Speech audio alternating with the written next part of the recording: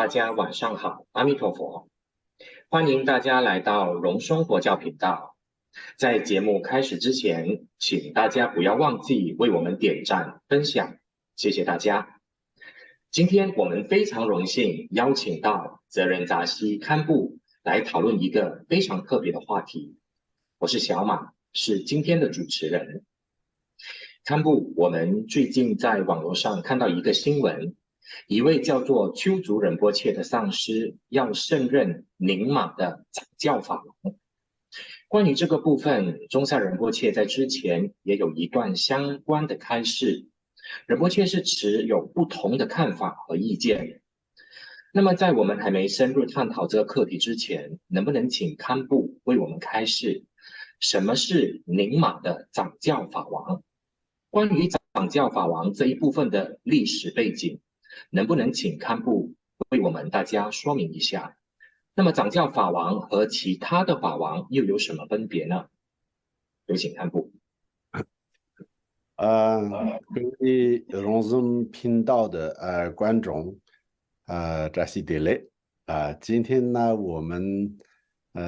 就是在这个平台上一起为什么要聊这样的一个主题呢？我觉得有时候呢，我们佛法里面讲闻思修非常重要，可是这个闻思呢，不完全是教理上的一个，比如说四法印、四圣谛等等的一个概念，而且在生活当中的这个佛法修行的一个选择。所以呢，就在普贤上师研究里面说，首先呢就是观察上师，然后就依止上师，然后就学习上师的精神。就是我们这个寻找善知识的时候，也要有这样的一个这个次第精神。所以呢，我们一般的人来讲的话，刚刚比如说接触藏传佛教的时候，他们也会说到，哎，什么叫喇嘛？什么叫堪布？什么叫仁波切？什么叫法王？这些都是我们经常听到的、很熟悉的这个问题啊，大家。那这个当中呢，我们刚刚这个主持人问的这个法王和掌教法王，因为呢，掌教法王呢，相对有实质上的这个领导的这个权利的，而且他就是一个行政上也有这个权利的这样的一个宗教的领袖领导，就是掌教法王。那一般的法王的话呢，现在其实有这个用法，也有一些四大教派有时候稍微有一些不同的，但是按照这个宁玛的这个传承来讲的话呢，法王用的地方比较多一些。比如说我们说敦珠法王，罗智钦法王，什么，比如说罗智钦法王，他从来没有当过宁玛的掌教法王，但是他是公认的法王。所以法王呢，就是德高望重然后呢，再加上呢，比如说藏文有个叫夹吉，就是这样的，然后就是大家一个自然而然呢，就是称他为这个法王的定义是可能有这方面的一个过程，但是他们不具这个法律约束力是这样的一个掌教这个一个领导的这个那怎么说权利等等。那掌教法王是不一样的尤其是宁玛的掌教法王呢，就是宁玛有6大诸天诸使，然后加上有一些其他的这个很多的寺院的代表，然后呢来祈请他，然后就是这样的一个，最后就是对方也答应了，那就是升作为这个掌教法王。但是掌教法王的这个历史背景呢比较特别一点，所以这个历史背景的部分呢，其实刚刚好，宗师仁波切就是曾经有这个写了一篇关于这个宁玛掌教法王的一个文章，我看一下，因为这个是宗师仁波切的这个文章是这样的，他呢就是当时宁玛的张教法王噶托噶兹仁波切他圆寂后，那就是一个叫安居尔多丹莫兰措巴，安居尔就是九一，多丹就是菩提伽耶，莫兰就是祈愿，措钦就是大祈愿大会。那他呢，就是整个这个主要直接参与的就是这个印度、尼泊尔、不丹等地的这个宁玛的代表都在那边，也有包含了这个六大这个寺院的主持及重要的这些上师都在里面的啊。所以呢，他们呢，就是因为这个噶当哥茨圆寂之后呢，他们也再要这个有一个掌教法王嘛，因为那个时候这个制度还在进行当中，所以呢，就是先提醒这个卓钦法王卓钦仁波切，他也拒绝了，再来提醒的是ram君仁波切，写信ram君仁波切，ram君仁波切不单是拒绝了，他觉得这个呢，现在的这个历史背景下呢。那就是当时产生的这个背景，相比之下和各方面的情况来看的话，那就是现在，他觉得是没有必要这个制度，来一定要有一个掌教法王。所以呢，就是建议呢，我们就是应该要停止这个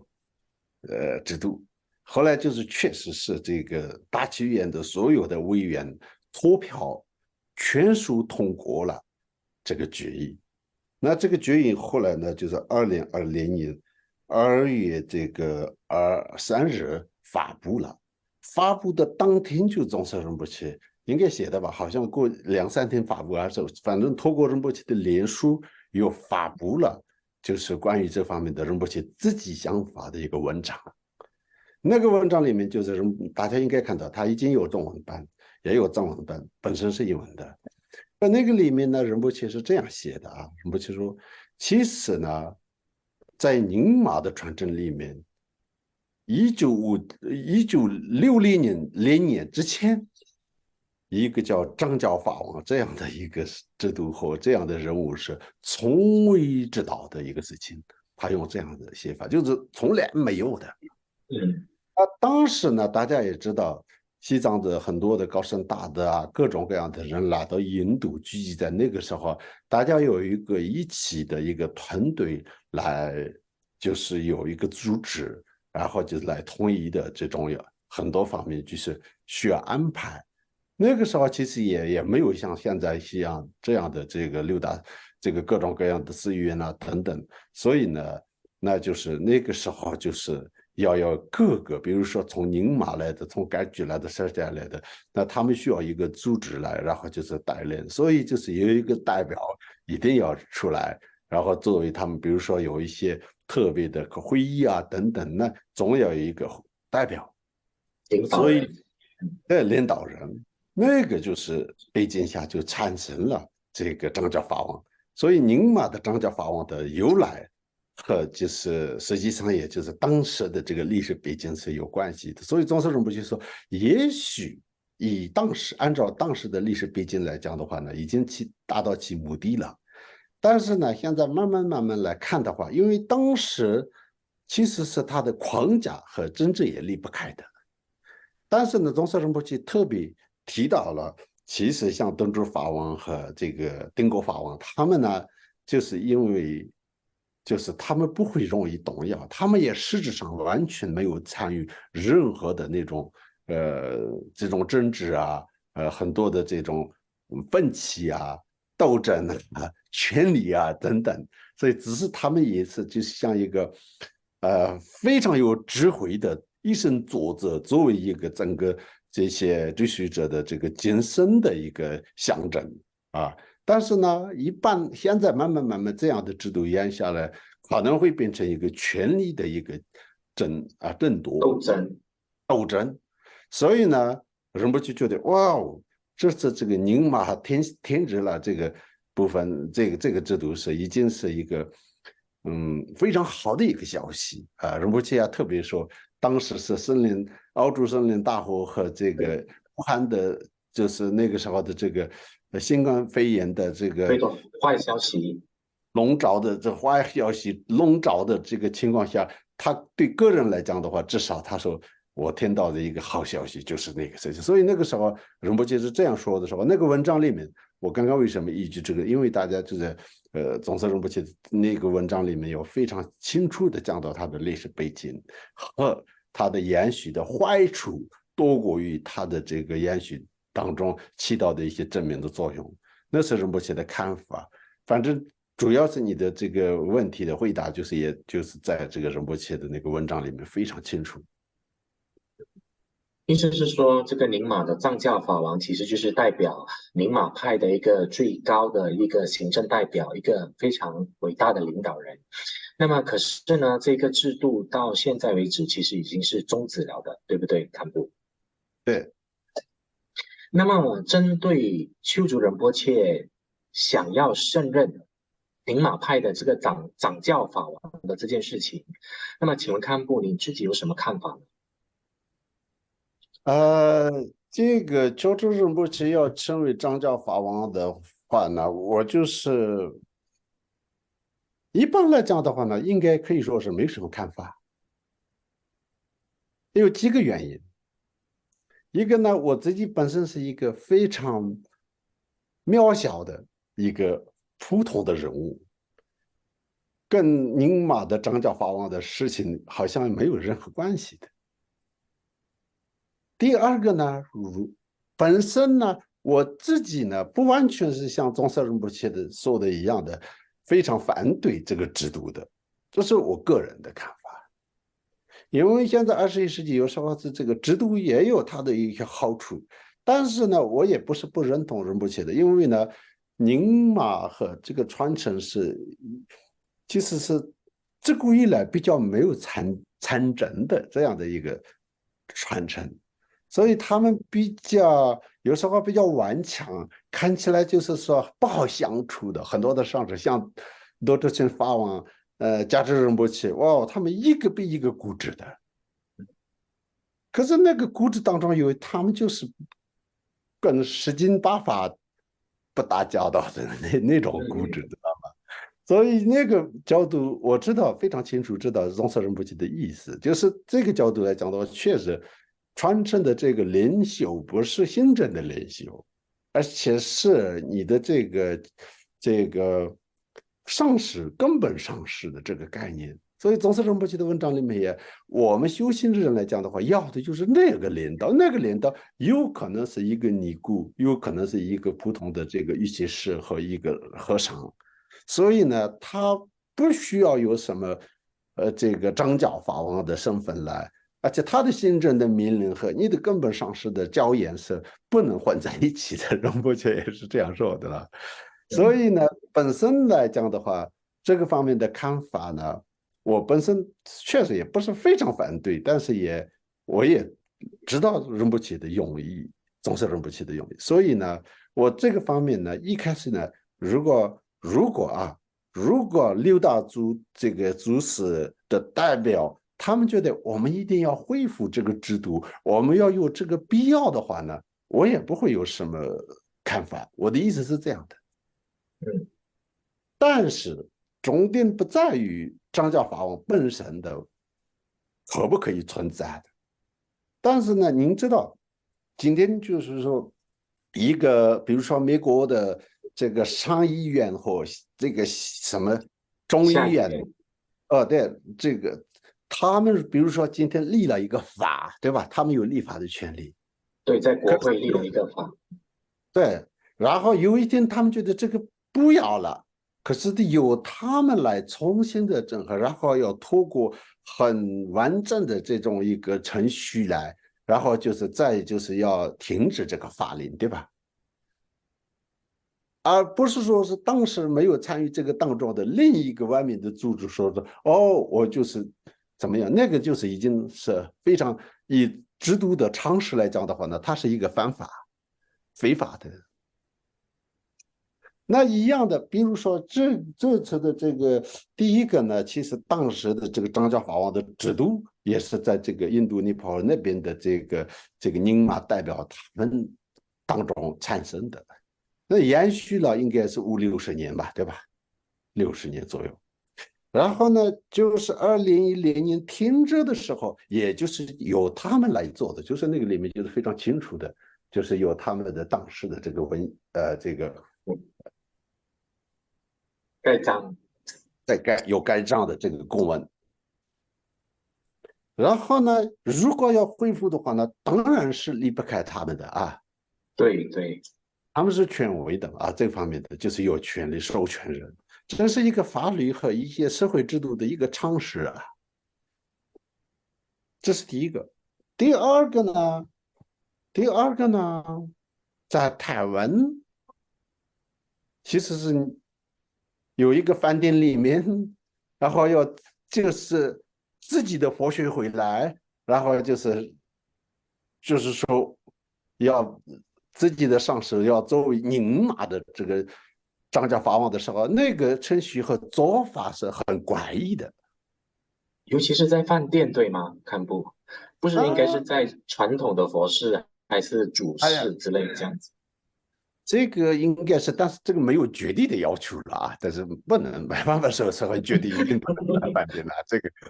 这个我们要说的也不是要就是这样啊。所以，但是呢，重点是这个，其实地点各个方面参与的人，主办制承办制，全部都是就是不合逻辑的，不是只是饭店不合逻辑而已。所以呢，我当时第一时间提出质疑，在宁马的500个刊博和上市在里面的这个的一个微信群里面，因为那个里面才有整个这个宁马区的这个人在，不然的话，比如说我们在 WhatsApp 里面讲的话呢，那藏地的那些上市们就听不到嘛。嗯。所以呢，那个时候呢，我是提出一点的，不是反对啊。我说呢，乔治目前的他的官方的这个脸书上面呢，他说他要升人宁玛的，而且6大族田还有分支，还有这个分支的话，你多的不得了了啊，就是有个几千个寺庙的那种概念，可能有上万个。然后呢，再加上呢，就是还有其他都在猛烈的提醒他，所以要嗯。他来做这个宁玛的这个你应该有看到的啊，对对，我在网络上也有看到相关的资料。对，现在还在。对。另一方面，所以我说这个是不是真的？就是一开始我的立场，我的逻辑很简单，这是不是真的？我确实是看起来不像真的，但是我说是不是真的，明白吗？嗯。如果是真的话，那你们要6大寺庙啊，应该要说出来，让我们要知道，因为我们也是宁玛的一份子嘛，至少我们有知道的权利嘛，我们也可以参与啊，我们的张家法王诞生了嘛。如果不是的话呢，那就你们应该要出来要说一声呢。而且这个呢，就是我知道会有带来一些，如果不是真的话呢，我觉得这个是很混乱的一个做法。所以呢，我就一开始是这样讲的。所以他不是说是他的这个张家法王本身对不对，或者认不认同的问题，而且整个这个事情的针对性的那个事情的来龙去脉我们要看这个本身的合法或不合法，或如法或不如法这个事情。对，就是看部刚才有说到，就是这一个藏教法王，就算是要恢复，都是必须要经过最具权威的6大明码主事来投票决定，而不是由一个单独的佛教团体来说要恢复这个藏教法王的这个制度和程序，对不对？对对对，比如说我现在，比如说，因为那个事情发生在台湾，我相信这个跟台湾人听的比较更多，台湾可能听众是台湾人，那我在台湾人比较容易听得懂的一个比喻来说的话呢，台湾有一个叫中国佛教会。假设呢，中国佛教会当时是这个要有一个领导，我们会议论佛学会来，明白吗？自己的那个指导上师要直接就是要说，我们在澳洲这个地方，台湾的中国佛教会的会长，我们有会论来安排，有这样的做法吗？就是这样的概念，明白吗？程序上是不对的，这是就根本不不合对。逻辑，对，对，除是非是真的是那边的中国佛教会的一个特别安排，有一个特别的理由的话，那就是肯定是可以的。是。那么，堪布，我之前在这个丘竹仁波切的个人网站里面，就是这个丘竹疯子里面有看到一些资料，还有一个短视频，就是里面有提到说，各位的诸大的这个六大寺院，宁玛派的六大寺院都强烈祈请这个丘竹仁波切接任和掌任这个宁玛的掌教法王，还有就是有一位康萨仁波切。单被忘续法王吧，他把一顶这个法帽，就是转戴在这个丘族仁波切的头上，还嘱咐他说，今日把你升作为宁玛巴的掌教法王，那未来您要这弘扬佛法。那么还有就是在丘珠仁波切的这个面子书里面，我也有看到有一个特别的视频，他有特别的介绍说这个法帽的来由是由这个丹贝忘绪法王传给他的，就是非常正式的一个类似好像加冕仪式这样子吧。其实我个人看了过后，我也感觉到非常的困惑。也有很多的疑问，难道这样子一个短短的一个程序就进行了这一个宁玛的掌教法王的整个仪式吗？能不能请堪布为我们解说一下，到底这是怎么样的一回事？因为我觉得这个部分呢，我这里也稍微谈一下，因为呢，最近呢，就是这个部分呢，有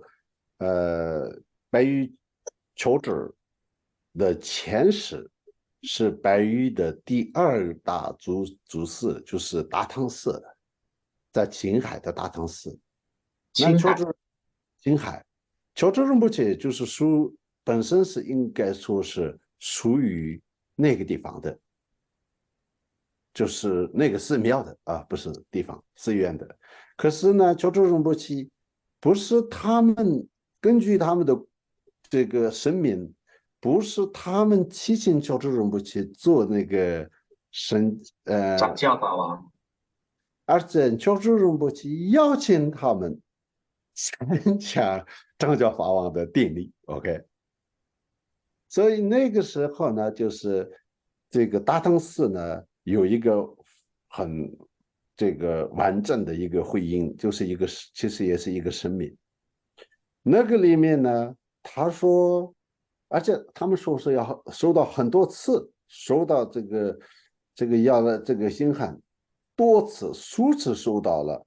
就是来自这个就是的这个邀请函。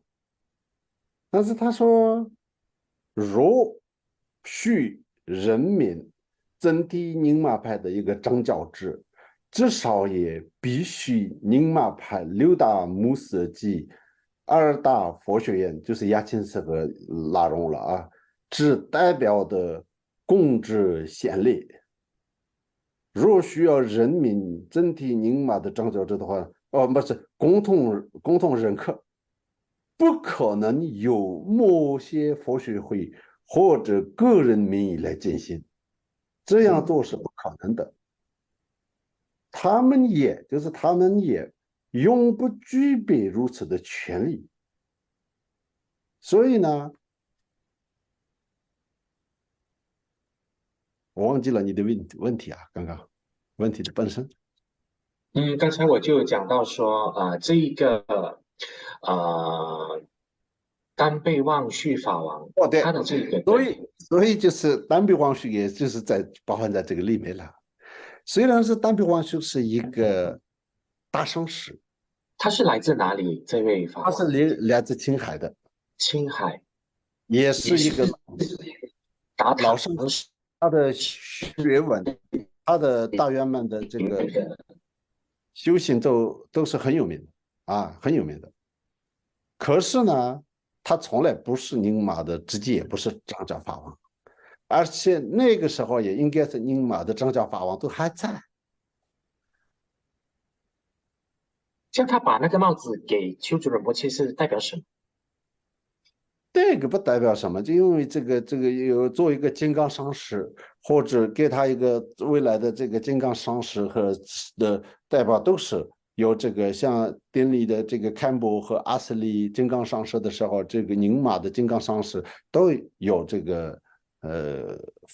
这个法帽。而且呢，肯定是他是特别就是从外面来，然后他的前世是他们的上司嘛，所以呢，他期许和一个祝福，希望将来他也能够像他的前世一样，能够弘法利生。啊，所以呢，就是这个单臂王修是本来就是一个具足清净心的嘛，他清净观，他们这样的一些祝福是对个人来讲的话，非常好的一个缘起和祝福。但是我们不能像一个公文一样用来这个自己的这个行政上的这个一个权利的一个或一这样的一个代表，这是完全不具备的。而且，这个单臂王修本身呢。就是近代，就是这10到20年是这个藏地是受很大的，就是这个宁玛派里面呢，就是有很多弟子就是这样的。他的本身呢，连这个6大穆斯里面的那个百余的一个大上师都，他的历史背景来讲的话不是啊，但是他本身是当然是我刚刚说的是修学都非常好，具足的一个大上师。可是呢，他这个就是这样而已。意思是说，堪布，这一位丹贝旺旭法王在短视频里面把这个法帽转戴在丘族仁波切的头上，并不是一个掌教法王移交的仪式，对不对？不是不是，它只不过就是一个祝福、一个期许的一个动作，是不是这样子吗？对对，嗯，而且他有可能说了，他希望你能够未来成为宁玛的这个单臂当波，那就是单臂当波。可是那个藏文的单臂当波是就是为了整个非常有印象的这种的一个，就是教法之主那种光法的概念，不是说是你要来做政教法王。没有这个意思，所以这个是广义和狭义的这种说法上，我们藏人呢，一般人听到这个不会觉得哦，他是这个张家法王的概念没有。因为在这个视频当中，堪布你也是有亲眼看过这个短视频，对吗？有。因为里面呢，他们是说藏文的，那么一般上我们听不懂藏文的人呢，看这个动作，确实是真的是好像在移交一个重要的职位这样子的一个感觉，而且在文案里面也是这样子写的，在丘珠仁波切里面的这个文案，确实是说他传达这个移交这个转教法王的这个职务类似吧，其实并不是，对吗？并不是，只是说是他自己传一个大圆满法，你将来要这个法，要希望能够弘扬出去，就是这样的。所以其实本身是所有的四观点当中啊，这个无上密续的最好有这个多吉罗本金刚上师的观点。其实我们现在有点简略了，实际上呢，那个时候都是代表弟子的一个前面的一个人呢，上师给他一个法帽，或者来，你们都要将来要做金刚上师，明白吗？这是一对。种观点的时候的一种书生的元气的一个种子啊。难道观点结束了，大家都是站起来说我们都是已经是金刚上师？没有吧？就是期许他可以承担这个如来家业，对对对未来对广度众生，进入佛呀，门这样子的一对对个祝福意识。对，当然呢，他就是比一般的观点的意识更加的，就是对他一个殊胜。受重视，因为他的前世是教主仁波切嘛，那个时候我们没有必要轻描淡写了，这个是肯定是一个上师对他的一个期许，但是真正的不辜负上师的期许的话呢，不是用来这个自己做这个张教法王的一个工具，对，就是这样。刚才堪布就有提到青海达唐寺这一个佛寺，对不对？对，那么刚才堪布有讲到说，其实丘珠阿仁波切汤是大唐就是丘珠仁波切的主寺就是来自于这个大唐寺，是吧？那么堪布刚才有讲到说，这个大唐寺其实他们本身也有出了一份公函给丘珠仁波切，对不对？对那么堪布刚才已经也是有讲到了，就是有关这一个大唐寺他们的表明的立场哦，就是对说若延续保留这一个什么呢？他说若需命整个宁玛派的掌教者，至少也需宁玛派六大母系及两大佛学院之代表共同认可。不可能由某个佛学会或个人名义来进行。我觉得这段是非常重要的一段文案。其实单看这里，我们其实应该也理清了整个事情的来龙去脉了吧？是不是？堪布？而且他后面还就是他们写的，就是不是一个轻描淡写来说，有点礼貌性的，又是拒绝了，就模糊不清，没有这样的，他们是非常清楚的说，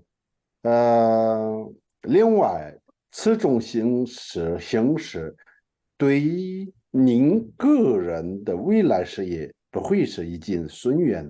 以外，也有可能成为逆缘，因此。以大唐寺的名义，提醒您终止此事情。我们寺院未能符合你的期待，也请见谅。所以呢，针对于此事，大唐寺官方也这个预计对整个的宁玛派发布，寺院以此事毫无干系的说明。因为嗯嗯，就是就是说这件事情跟他们是没有关系的。对，因为他一开始的时候是六大祖师和分支都是支持的嘛。那六大祖师当中的最主要一个是白玉嘛，白玉里面的他的根本他自己本应该是最支持他的，最至亲近的，少不能缺少的唯一最根本的不能缺少支持者就是应该是大唐寺，对吧？对对，那他说你的这个事情和我们是毫无关系和没有任何关系，没有任何关系。这就是他们的声明的内容了。那么堪布丘珠仁波切他公开了这个掌教法王的荣任典礼过后，那么宁玛派的六大主事的领导人有没有哪一些是表示支持的，或者是反对的声音呢？这个部分呢，其实对我也一直在关注在这个事情，因为我说这个事情是到底是真的有这么这个他们的支持还是没有，而且我也一直在问，我一直在看，我一直在关注他们的官方的网站。那个官方网站里面出现了几个信函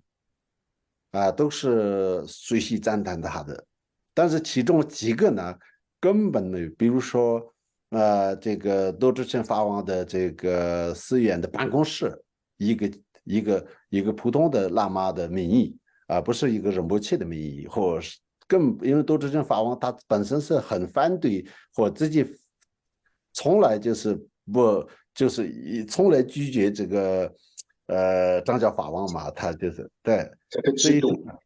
对制度记，他个人也很多期限，他当时要当这个期限，他始终都不答应的嗯甚至各自法王圆寂之后，那个时候那窦智权法王还没有圆寂嘛，也是整个六大牧师的这个代表去他西进提亲的时候，他也拒绝了。这是嗯就是2010年的事情啊，就是应该是。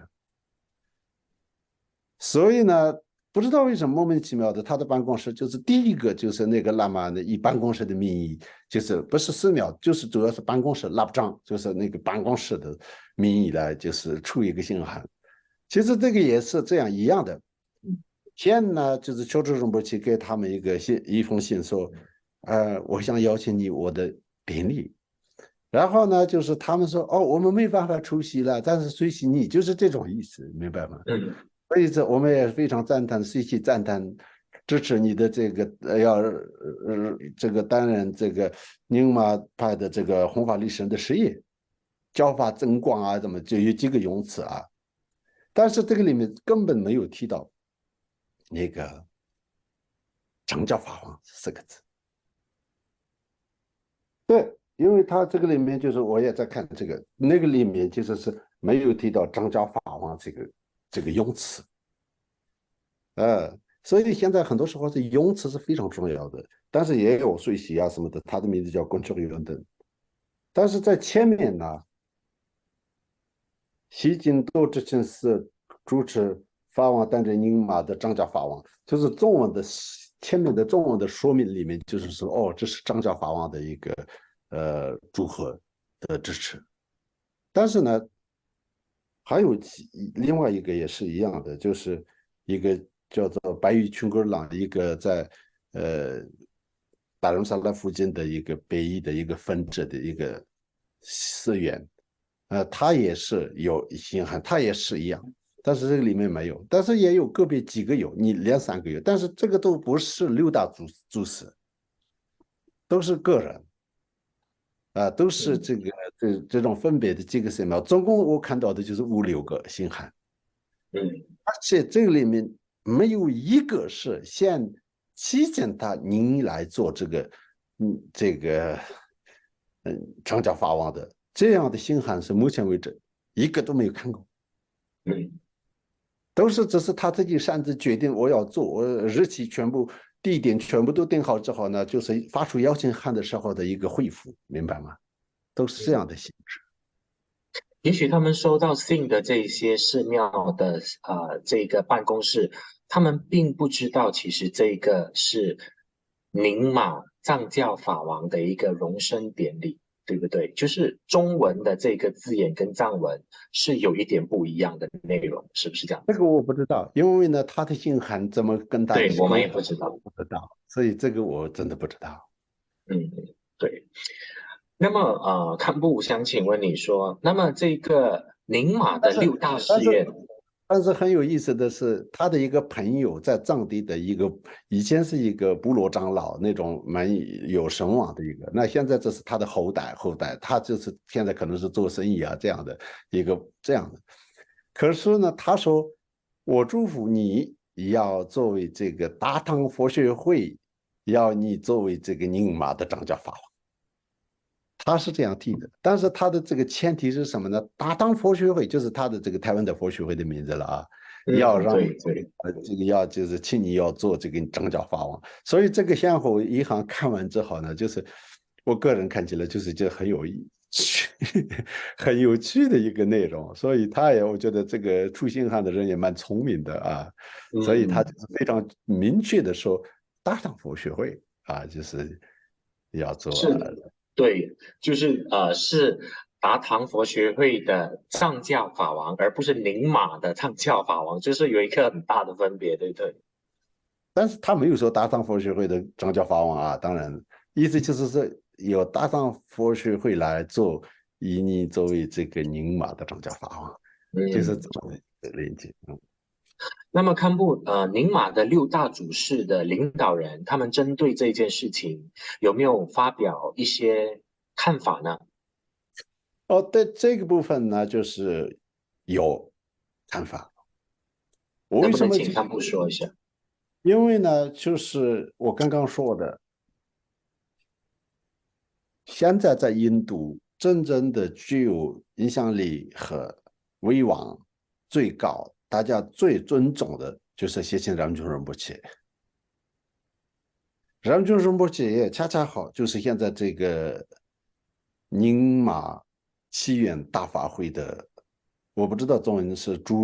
会长还是主席，我不知道怎么翻译，反正就是最高的这个领导负责人。负责人。所以呢，就是这里呢，就是前2天前还是3天前，就是这个宁玛的这个总部呢，它中文这里他们自己官方有中文版，不但是这次呢，不是只有这个，英文版和这个藏文版啊，就是也有中文版啊，中文版。所以中文版里面说菩提迦耶宁玛契重要是愿大法，对他们的重大公告。那这个重大公告的这个立名呢，这个是不是一个个人的名义？但是这个是恰恰好就是这个六大牧师的代表。还有更多的这个在，比如说敦珠法王的传承啊，很多的这些，反正在印度、尼泊尔至少就是不丹的这些整个宁玛的代表总部啊，就是这个大会，所以他们大会，而且刚好当时停止这个制度的，也就是他们。那现在关于这个内容的说明，也就是他们这样做的，所以就是他们又出了这个信函。来，他还说是重大公告，也是就是11月这个月的11月14日，是不是2天前还是就出来了？对2天前，对，堪布在信函里面大概是讲些什么呢？他这个信号里面是这样说的，他说，若他说，反正当时的就是他们为什么2020年的这个不是31届的这个菩提迦耶宁玛祈愿大法会期间呢？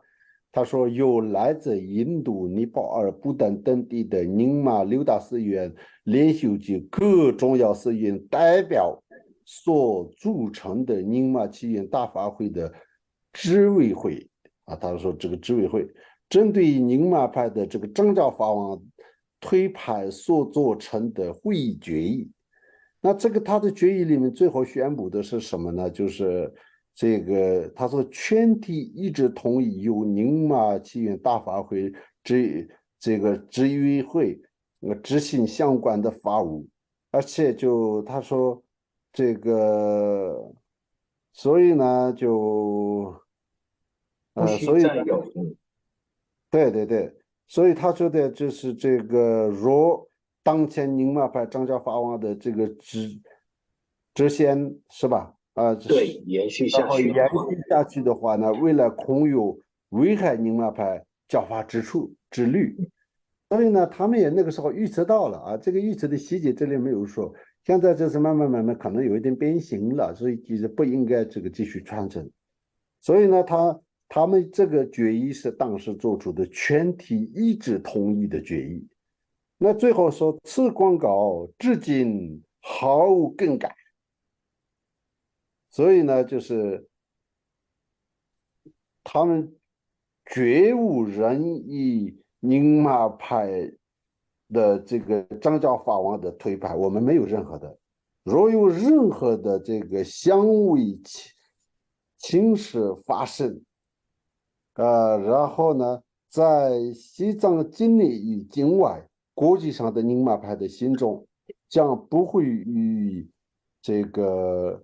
给予承认承认。和认可。所以就是如果这样的事情发生在无论在哪里，我们宁玛派的信众和宁玛派的这个总部不会承认。这是嗯，他的这个2023年11月14日的这个呃，因为这个我也发现这个宁玛祈愿大法会的官方的这个脸书上也有公布。对。其实这一个重大的公告呢，都传得蛮广的，我相信是在教界里面。是。那么堪布那么听您的说法呢，你对这个丘珠仁波切接任这个宁玛派的藏教法王是持有不一样的声音和意见的。那么能不能请堪布来跟我们说一下，您反对的这个理由是什么呢？其实我自己本身在网络上寻找一些资料的时候，也有看到一些网友就是非常质疑说藏教法王的这个容认典礼如不如法的问题，甚至是有怀疑到这个丘族仁波切是不是一个真的仁波切这样的一个疑问。其实我自己本身看了也是相当的疑惑和不解，因为毕竟丘族仁波切也是一个受认证的一个伟大上师的转世。那么有看到这样子的一个资料和讯息，其实我自己个人也是觉得相当的困惑。那么能不能请康布为我们说一下，到底这个事情发生到今天了，我们应该是以一个怎么样的一个心态去理解呢？因为我觉得是这样的，当时我质疑的理由，我也在前面已经讲过了，主要是这个如果是不是真的，一定要我们要这个让大家知道这个事情的真面目。如果是真的的话呢，那当然也要知道啊。如果又真的又是这个这躲躲藏藏，又是这支支吾吾，然后没有讲清楚的话呢，对乔治仁波切也不公平呐。所以呢，一开始我的动机是这样的，但是现在呢，我觉100%非常明确的知道乔治仁波切的那个上面说六大寺院支持是不属实的啊，就是不是真的。OK， 说直接一点。那不是真的的情况下呢，我个人当时提出这个意见，后来也一直坚持，直到现在还在继续就是讲这件事情。我心里是已经觉得是我自己这次做的是很对的。原因最主要其实是他这样的做一个圣人的典礼，对藏地和印度那些根深蒂固的我们的宁玛圈里面不会有什么太多的差别的。因为我们影响。知道他们一回事啊，自己的家长是自己知道，是外面的一个人或者另外一个人说我怎么样，笑一笑就好了，基本上是这样的。嗯可是，在台湾和华人社会的很多的头衔问题、发榜问题、假的问题、真的问题，真的很混乱。尤其是很多都是初学者，刚刚学的时候，到底是哪一个真的假的，这已经够我们就是很头痛了啊。台湾也有很多的什么性嘎当趴，还有什么连胜，还有什么以前那个金刚中，哇，一大堆的这种民意的，也有各种各样的这个模糊的或者奇怪的东西的都有。所以如果它又不是真的，又是没有人说出来，然后就是他这样的一个生人了，毕业典礼了，那后面六大寺院说的话也没有人不会想想，为什么你们这么长的时间他宣布了，没有人说话，现在才说，是不是有什么别的一个，是不是假的？那个时候可能会假的变成真的了啊，嗯而且假的变成真的也无所谓，跟我无关。但是实际上呢，其他呢实际上是不会承认的。所以呢，这两个之间的争吵和吵架是一直不会停止的。那个时候很难有一个权威的人这说哦是这样的，因为那个已经过去，已经一个真正的解决问题的这个时间已经过去了嘛。那现在不是这样的，我们这个，因为他这个事情实际上还没有发生之前，整个宁玛受了高度的这个重视，然后呢，就是大藏寺，还有这个六大穆斯组成的这个菩提迦叶大祈愿法会，全部有非常清楚的这个他们自己的这个声明立场。立场。那这个立场的情况下呢，当然呢，有些可能个别的人很难说。一般来讲的话呢，至少不会变成宁玛变成两个派系或者这个，因为这个里面的99%都是完全是不会有任何的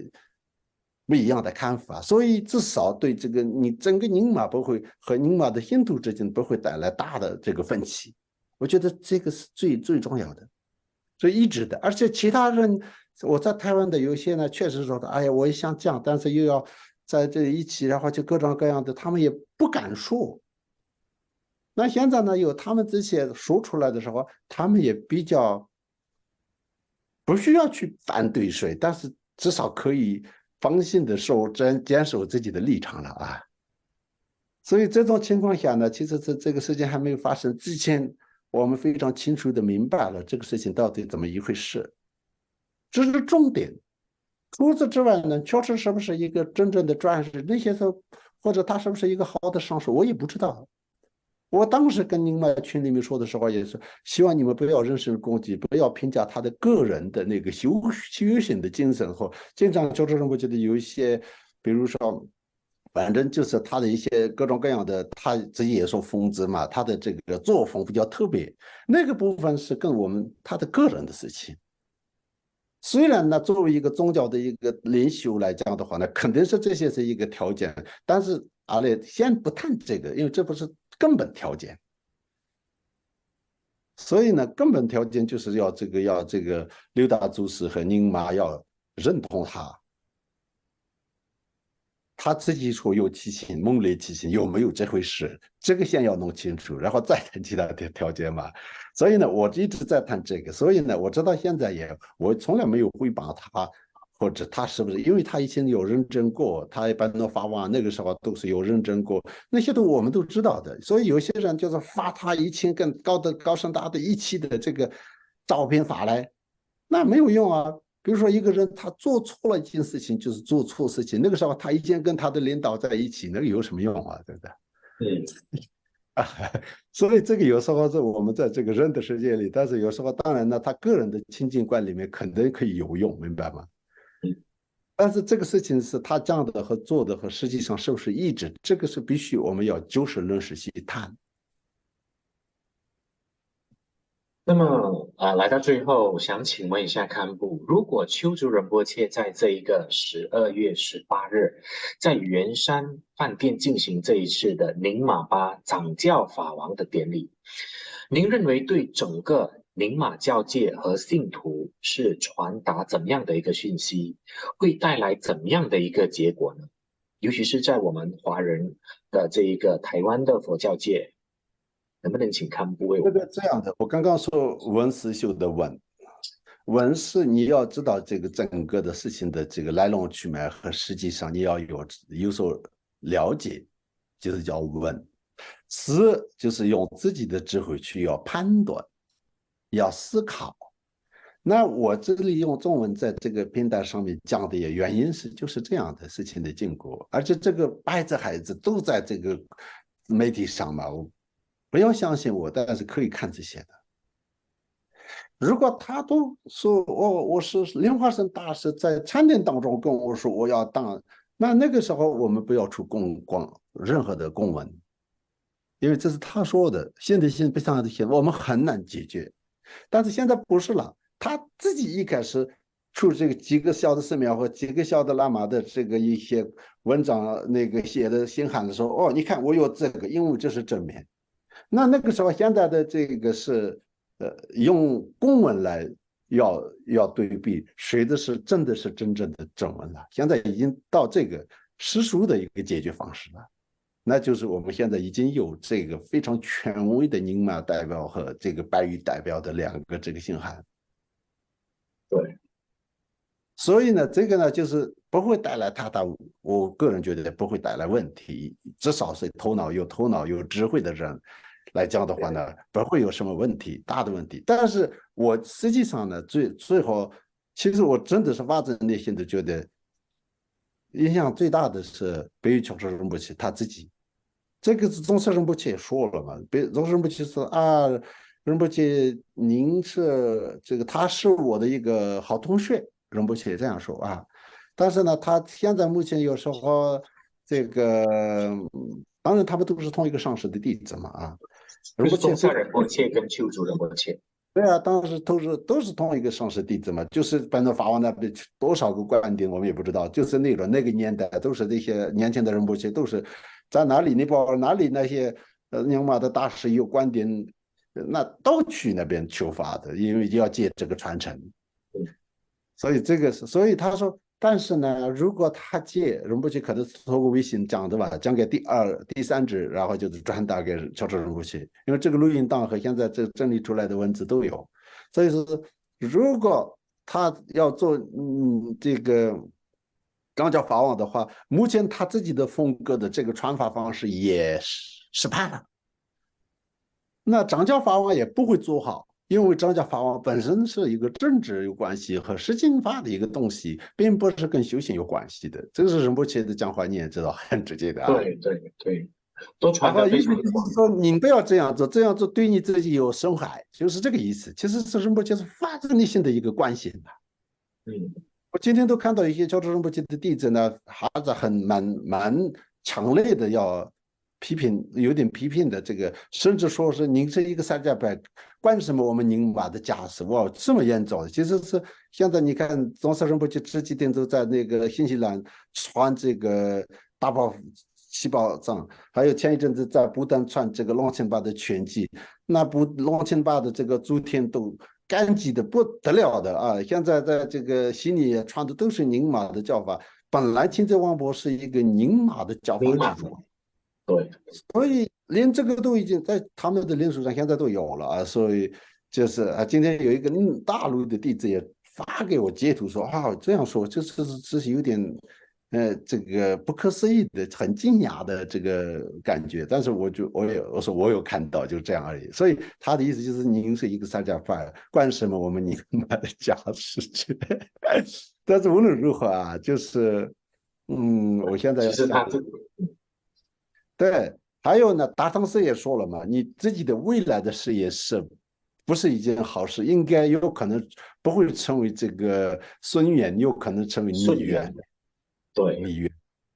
对，这些东西其实是发自内心的一个重估啊，对仁波切来说关心呢。但是我也是一样，因为现在至少是没有人怀疑说你不是大唐教师，但是现在大唐教师这样拒，大唐是这样拒绝了，他还是就是对着干的话，那将来不可能他们受欢迎的，这个对他自己来讲一个损失，知道吗？这是我觉得很简单的一个道理，就是这样的，所以我觉得很可惜的，所以我对他现在没有任何恨意和没有任何怎么样，对个人也没有什么就是要诽谤或怎么样的，不评价他自己啊。但是这个事情就是现在目前的这个结果就是这样的，事情的本面目也就是这样的，这一点是我是呃没有任何要这个害怕或这个担心的，就是这样的。这个我希望想知道的人都知道这件事情。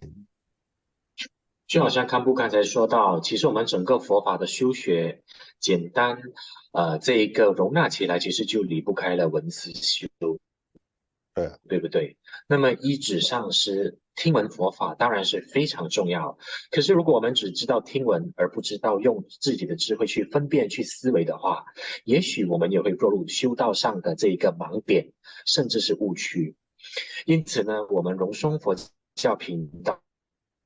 今天特别录制这个节目，其实并不是为了要互相攻击，或者是互相的诽谤。我们的意思并不是在，我们的出发点并不是在这里，而是希望我们从不同的角度，让各位的佛友对这一次宁玛掌教法王的事情的来龙去脉有一个更清晰的了解，让大家一起来思考，以我们智慧的眼睛来做一个抉择。那么最后，让我们大家一起来祈祷莲师的加持。我们祈愿莲师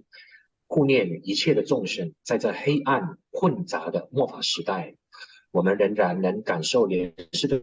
慈悲和摄受，找到一条光明正确的学佛道路。那么最后再一次感谢堪布您的莅临，我们下一次再会。谢谢你堪布，祝大家晚安，阿弥陀佛。南无